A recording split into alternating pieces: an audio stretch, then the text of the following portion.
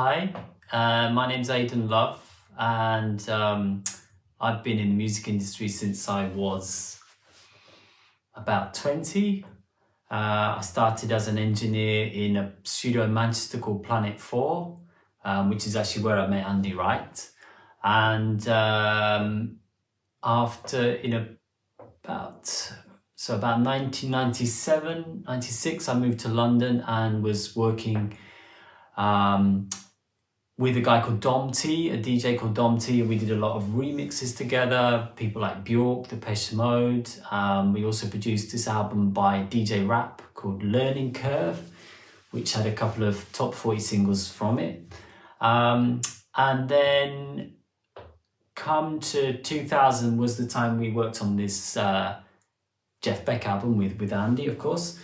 After that, I was involved with Dave Stewart for a couple of years, doing a lot of projects with him, the Eurythmics guy. And after that, I was working with Nelly Hooper for about 4 or 5 years on and off, in projects including Gwen Stefani and various other things. Around about that time, I was also starting to do much more of my own music, including my main personal project called 40 Thieves Orchestra. And I also did some work for Goldfrapp. I worked on a couple of Goldfrapp albums. And in 2009, I left London. I moved to Istanbul, actually, and was involved in various musical projects there. Mostly, I've been writing my own music since then, and also doing some work for film and computer game music also. You Had It Coming was the first big project I did with Andy, but we did quite a lot of other things before that, quite a few smaller projects, including working on a Sarah Cracknell album together. Andy had actually been responsible for me coming to London in the first place about 1996. We'd been working together on a Simply Red album in Manchester, and he invited me to come down. I did a remix for him during that time, and he was really happy with it. He said, well, why don't you come to London? I'm sure I can find you some work. And he introduced me to a DJ called T, and we were producing music together right next door to Andy, within the same complex. It was part of this place called the Tickle Yard. Tickle Music Hire was the main owner of this space, and there was lots of little studios in that yard. So Andy was just literally in the same building, just down the corridor kind of thing. So when Andy asked me to be part of this Jeff Beck album, he said, I remember the phrase he used, he said, I want you to set you up in a little room and I want you to make filthy beats. His idea being that the album needed something fresh, it needed something contemporary, needed something a bit more, to take it away from this quite traditional band approach that maybe had been Jeff's sound up until that point. And Jeff was open-minded to this. He obviously talked Jeff into it, though I think Jeff was initially a little bit skeptical. So I was put in a little room which was near the main studio. I had my setup, and they would send me in tracks, send me in guitar that had been recorded by Jeff and some of the other parts and the vocals, etc. I didn't usually ask for the full stuff from the band. I would just kind of be providing alternative angles. And as the process continued, this became from a kind of wild card, little bit of seasoning on top sort of thing, to being the main nuts and bolts of some of the tracks.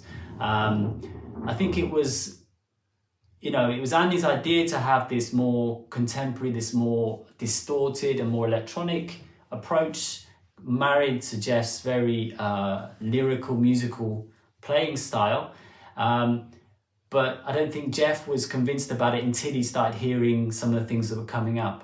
I think it was partly about trying to be, although what I was doing was quite distorted, quite abrasive, it was sensitive to the musicianship of the tracks. And so, I'm someone who's had a great deal of musical training, as well as someone who likes to make filthy beats as well. So it was this combination, and I think this was people were liking, well, Jeff was liking what was here, Andy was excited about it. So from it being a quite peripheral part of the album, it became much more of a central part of it. And so in this room, I had my setup at that time, which would have been a Mac computer, my Akai sampler 3200 XL, and a Mackie 8 bus mixing desk, as well as various synthesizers, Nord lead, etc., and a few interesting pedals. But the beats from that record, it was mostly about using quite crunchy samples, and it was also about the way I used to distort the Mackie 8 bus mixing desk. It's got this really juicy sound. When you overload the channels on that desk, it had a real character to it, and that was part of the signature sound to that record, definitely. There were a couple of pedals that were used in particular, like my MXR flanger, and also a little Marshall kind of practice amp thing. Not even a practice amp, a little thing that would clip on your belt for kind of headphone amp, really. But if you mic'd it up and put beats into that, it would produce a pretty cool little sound. Those are probably the main ingredients to what made the beats on the album. But it's also about the choice of samples, sometimes I would deliberately sample overloading the input of the Akai so that the actual samples, I'd be taking things on vinyl or whatever, or even in a live session, and deliberately overloading the input so you had something quite distorted in quite an unpleasant way, but that could bring a lot of character. So yeah, I was given composition credit for a couple of the tracks. I think this just reflects that although initially I was brought in, as I've said, to just add some extra flavors, as the process went on, what I was doing became more and more central. So, this does remind me of this situation during the recording of the record where the drummer turned up with a huge kit, this enormous great kit full of, 12 toms, 18 cymbals, double kick drum. It felt a little bit Spinal Tap somehow. And this was all being set up. The engineers were wiping their brows, how are we going to make this sound good, etc., etc. And Jeff just was, he kind of wasn't that interested in going down that road. And then because what was happening in my little room was more exciting to him, was sounding fresher, that was what was inspiring him. And so towards these later stages of the record, I would be given stuff at a much earlier stage. The guitars would come to me before they'd even been worked up as full tracks by the rest of the band. And he was interested to see where I'd taken them, what I'd done with it all. And I would do stuff like I would take bits of his guitar and just loop up kind of some of the sonic elements. So it wasn't necessarily a full riff or a solo or whatever. I was just taking, because, the thing about Jeff is he has got an amazing technique, and you get some just cool little samples out of what he's doing. And that was something that I was exploiting and adding that into the beats or the general feel of the track. So as a result, I suppose, of that more central role that I was taking as the album progressed, they gave me some writing credits for a couple of the tracks. How did I work with Jeff? Well, initially he didn't really know what I was doing there, I think. I do remember him coming into my room fairly near the first or second day I was there, just setting up and getting warmed up really, and looking a bit bemused, and he shook my hand, hello, but I didn't see him so much after that for the first few days.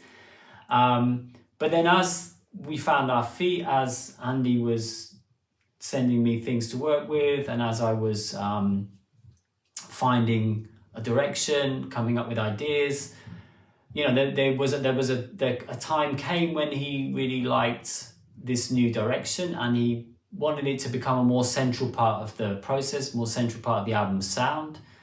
And once that started happening, he was in more often. He would come in and see what was happening. And,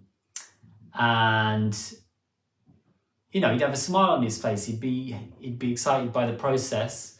So, and towards the end, I think he might have actually recorded directly with me a couple of times, although I can't remember, because after the album finished, we did actually do a bit of writing together, and he would be coming to my studio and working directly together, which actually produced some really nice ideas, but they never saw the light of day.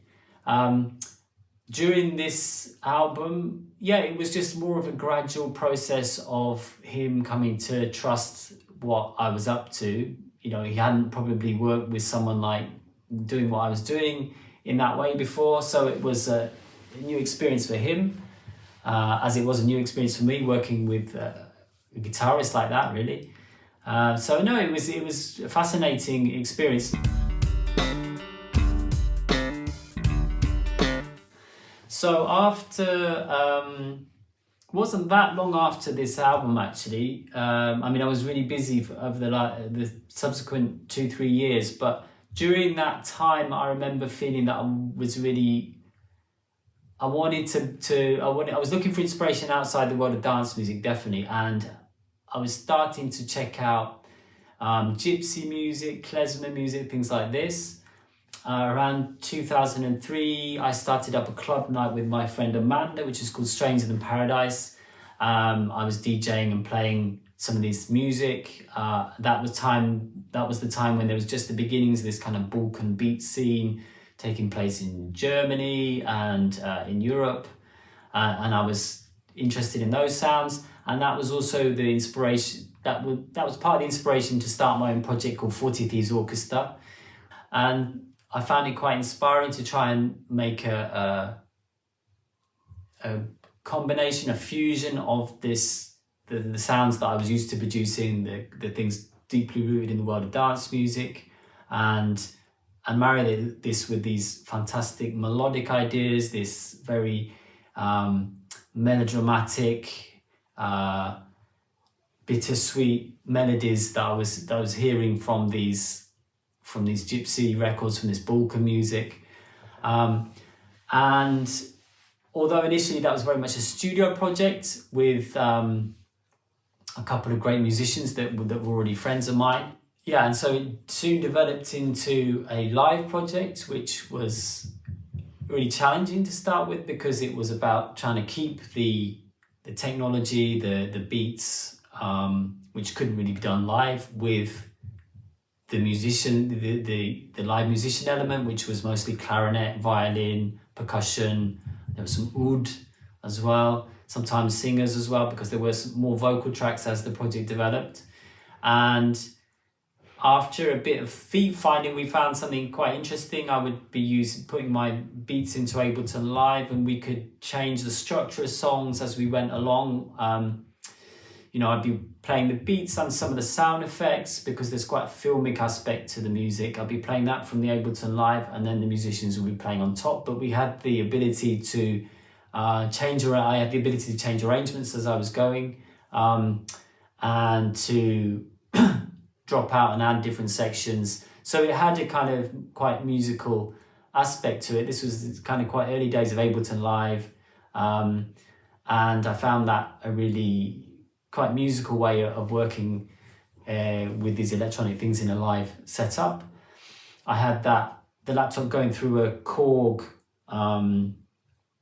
Chaos effects controller, which was partly just really useful from the point of view of being able to have a volume control and cut in and out, but also, of course, there were effects that I could add to the whole laptop output. And the live acts, it was really good fun, actually. It was something that when I moved to Istanbul in 2009, it fairly quickly ceased to become possible, but it had this fantastic London flavour of people from, I had a half Egyptian, half English violin player. I had a half English, half Bangladeshi clarinet player who had a really good ear for Greek Rebettica music, as well as being a real reggae head. Fantastic musician as well, of course. And then Serbian percussion player. English oud player who was a reggae guitar player, really. So it's a right kind of London melting pot, that project. It's a bit on the back burner these days, but it's something that I feel will always stay with me as long as I get fresh inspiration, because it's still quite an untrod path, and one that I've had a lot of joy from.